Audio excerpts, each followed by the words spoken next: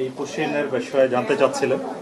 মূলত এই গত 7ই মে রাতের বেলা, 7ই মে এবং 8ই মে এই 2 দিনে 202 জনকে আমরা পেয়েছি, যাদেরকে এই বিএসএফ বিভিন্ন কর্নারে পুশিং করেছে এবং এমন জায়গায় যে জায়গায় জনগণ নেই, জনবসতি নেই, সেরকম জায়গায়। এবং আপনারা জানেন যে সীমান্তের প্রত্যেকটি স্পট তো ফিজিক্যালি অকুপাই করে রাখা যায় না, তো যে জায়গাতে কেউ ছিল না এরকম সুযোগে করেছে।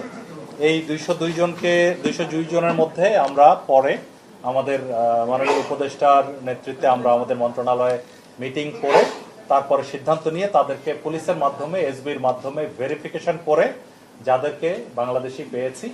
অ্যাকচুয়ালি এরা গত 2-3 বছর থেকে শুরু করে অতীতে 20-25 বছর আগে বিভিন্ন সময়ে নানান কাজে ভারতে গিয়েছিল। তবে তাদের মধ্যে তাদের সন্তানাদিও আছে যারা অনেক আগে গিয়েছিল। এই